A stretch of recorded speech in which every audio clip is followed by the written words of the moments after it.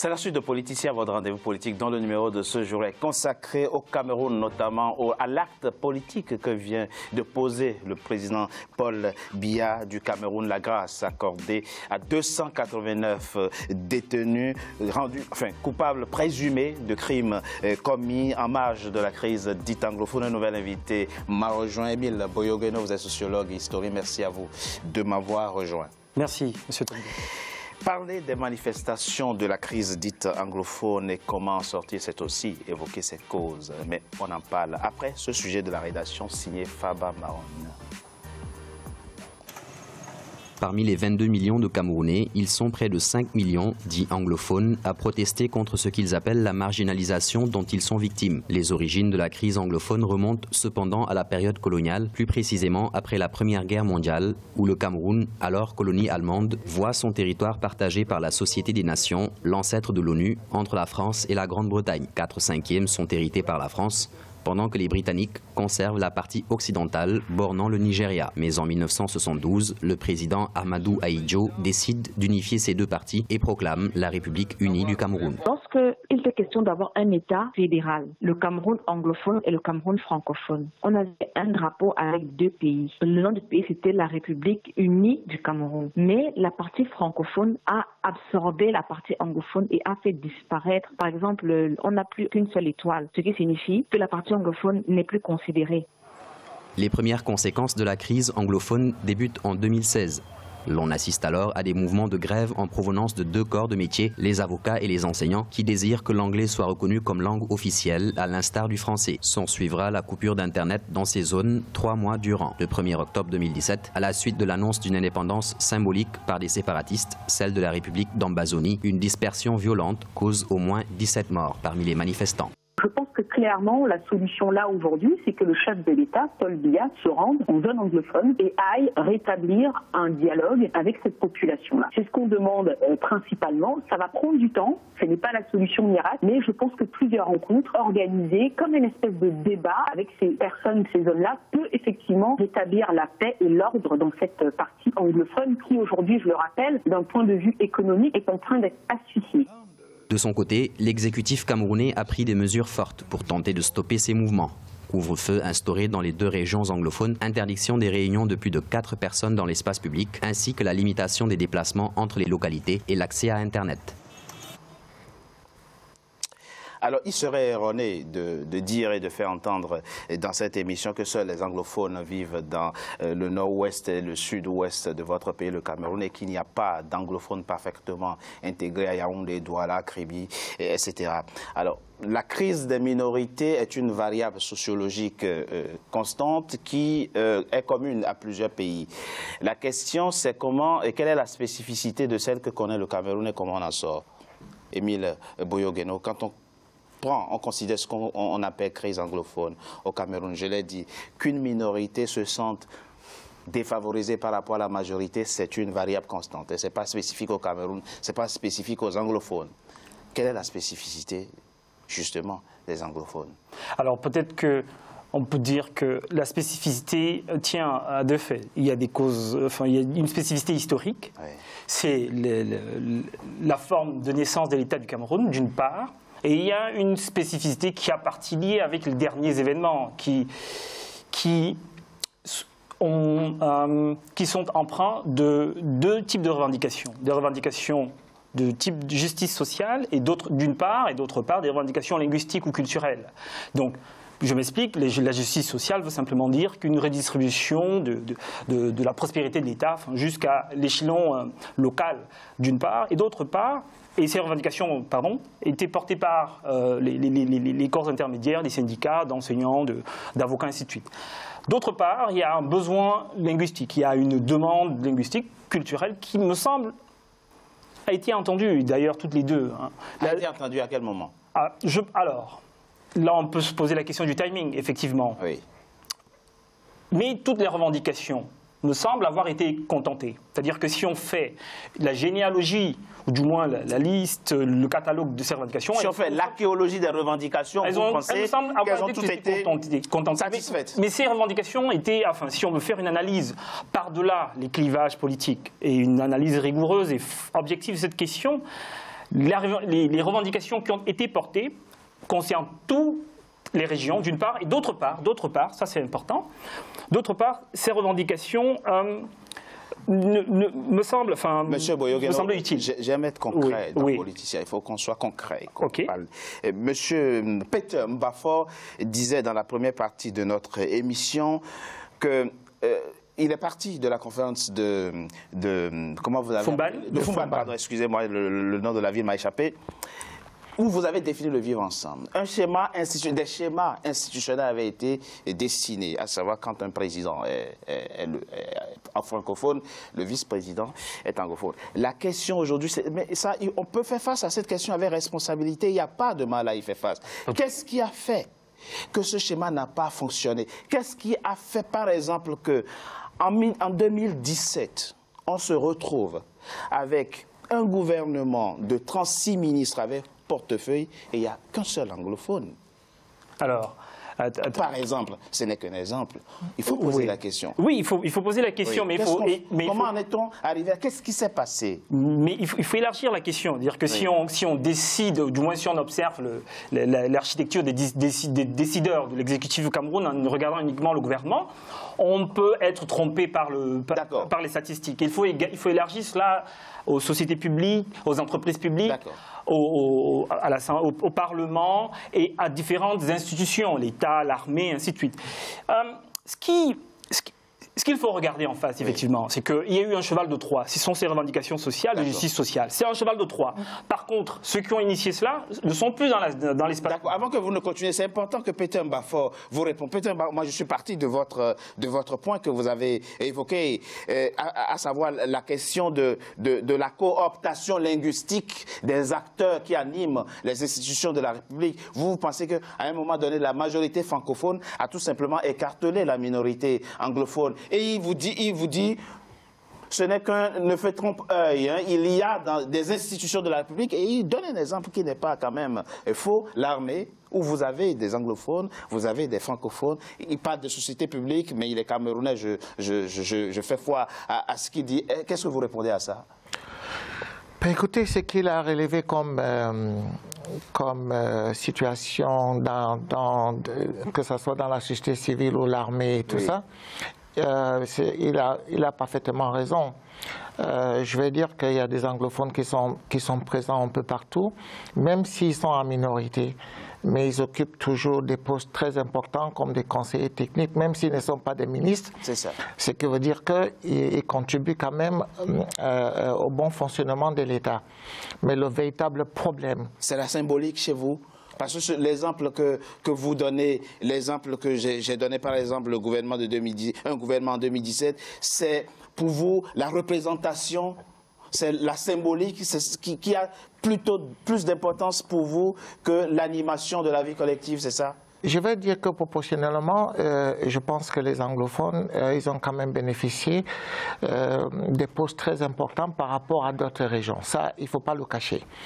Mais le véritable problème vient tout simplement du fait que ceux qui vivent dans les deux régions qui sont affectées aujourd'hui, nord-ouest, sud-ouest, le nord-ouest et le sud-ouest, ils ont beaucoup souffert de la marginalisation. On n'a pas de routes, déjà. Des bitumes. Mais au sud aussi, il y a des régions où il n'y a pas de route. Non.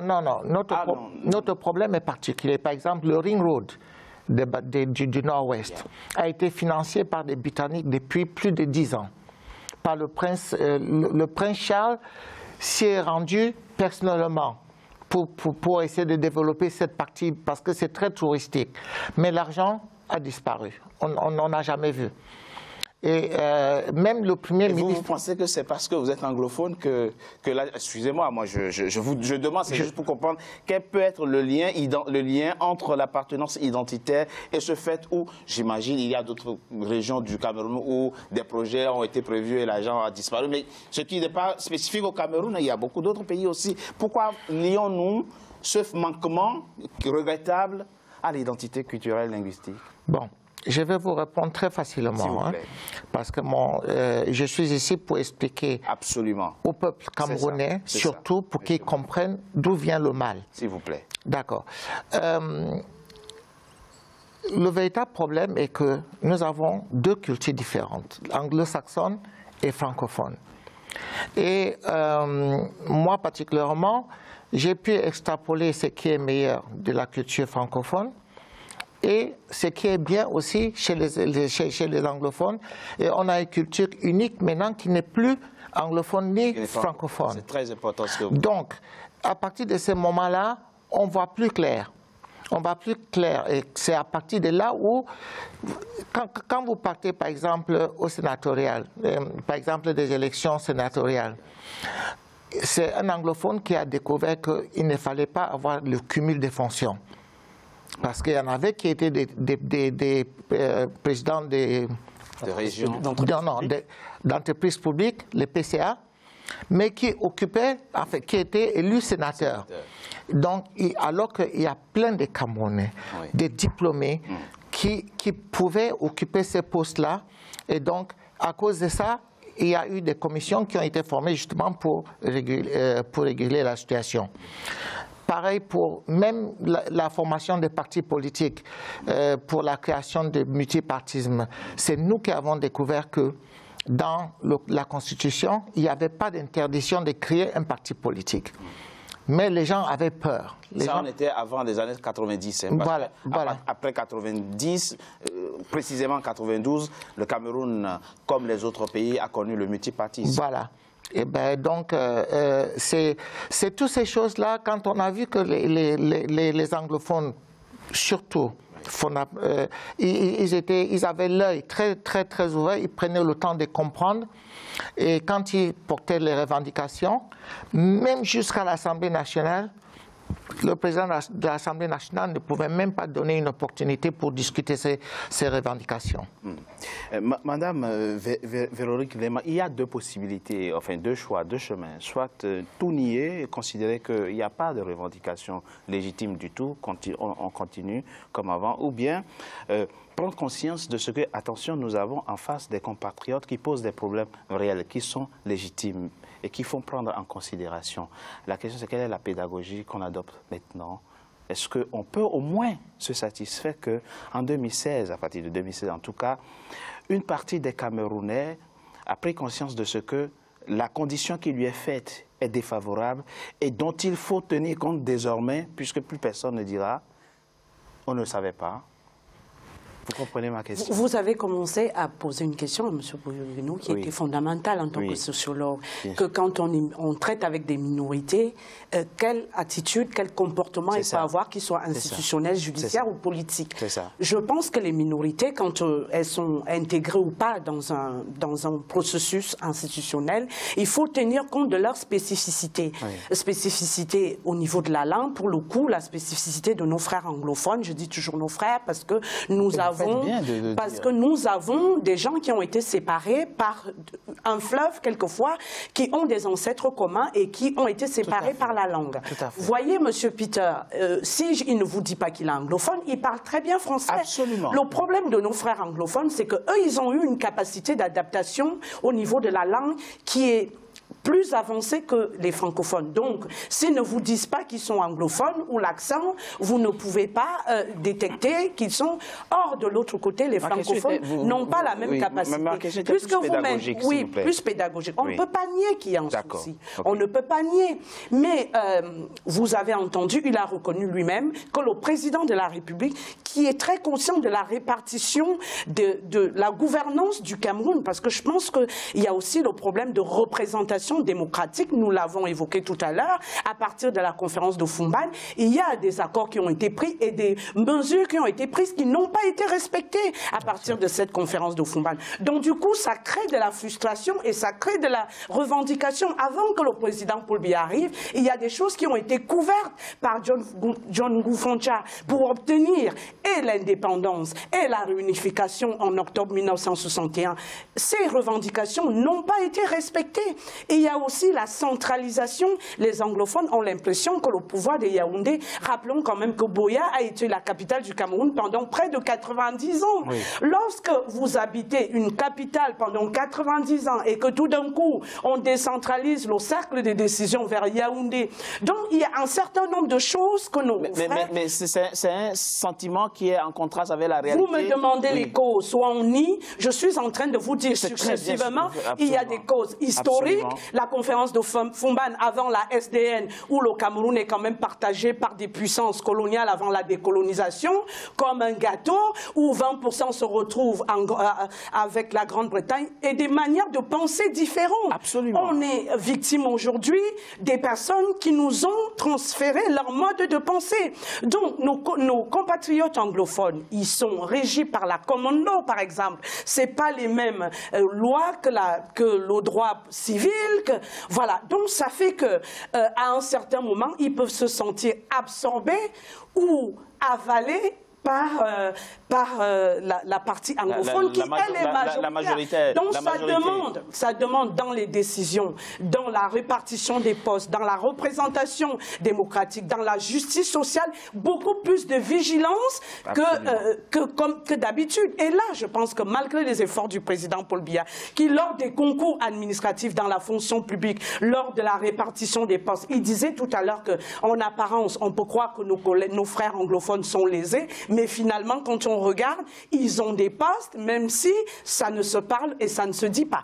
Ceci associé à un contexte international. Rappelons quand même que, si je fais un parallèle avec le Nigeria, il y a eu, lors de l'Assemblée des Nations Unies, oui, une partie de ce territoire qui a été reconnue par les institutions institutionnelles. Donc il y a un contexte qui favorise la renaissance de ces revendications. La résurgence de ces revendications qui ont été par moments, c'est comme une cocotte minute. C'est comme une cocotte minute, vous pouvez la fermer, à un moment, un jour, elle va bouillir. Une chose est sûre. Donc, même si les réponses qui ont été apportées par le président Paul Biya n'étaient pas, certains disent, mais elles ont été apportées, sauf que les personnes de toute résolution de conflit, vous ne pouvez pas avoir des personnes qui vous font des revendications, mais avec lesquelles qui ne sont pas les véritables tenants des réponses, les réponses et les revendications qui étaient corporatives sont devenues politiques. Donc une crise qui était corporatiste, des revendications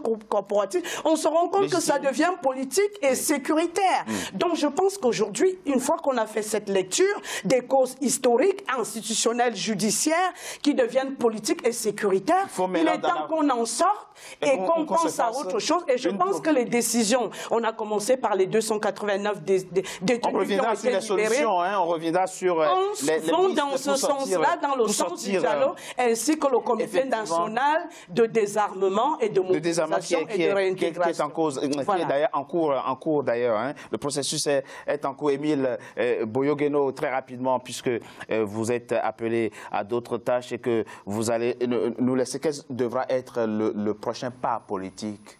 Alors, le prochain pas politique... Le prochain acte politique qui scelle davantage la résolution durable de cette crise? Alors, il faut un dialogue inclusif. Absolument inclusif. La difficulté, c'est l'inclusion ici. Qui inclure dans un dialogue quand, en face, on a un camp qui est acéphale? Ou du moins dont on ignore les chefs. C'est très difficile. Donc il faut un dialogue inclusif, mais avec deux difficultés. La première, c'est que l'Église, qui aurait pu être un acteur majeur de l'inclusion ici, ne joue pas tout à fait le rôle de pacification qui devrait être le sien, c'est-à-dire que sa fonction tribunicienne est quelque peu remise en cause pour quelques... connivence avec les individus qui rétifient à la paix. Faisons attention aux mots. Pour quelques connivences. Non, c'est écrit, c'est clair, c'est limpide. Ils n'ont pas tout à fait joué le jeu de la pacification. Donc, c'est pas grave. Par contre, les acteurs sociaux. Par contre, il faudrait compter sur l'Église. Il pourrait jouer un rôle. L'Église n'a pas fini de jouer son rôle. Elle peut toujours. Elle doit d'ailleurs dans la région. Moi, je vous parle d'actes politiques de la part du président de la République, qui vient de surprendre d'ailleurs avec cette mesure qui vient de prendre. Et donc, l'autre part politique, c'est l'organisation d'un dialogue, dites-vous, un dialogue inclusif. Mais il faut être humble, M. Togbert. Nous parlons devant un plateau plateau de télé, nous ne sommes pas des décideurs. On n'a pas l'infinie connaissance de ce qui se passe sur le terrain. Donc il faut une grande humilité. Donc il faut de l'inclusion dans ce dialogue. Maintenant, qui inclut le gros défi. Et ne jamais oublier que nous sommes en train de parler d'une problématique assez complexe. Tout à fait, il faut être humble. Effectivement, et de la clairvoyance et du discernement. On marque une courte pause, on se retrouve dans quelques instants pour la suite de notre émission. À tout de suite.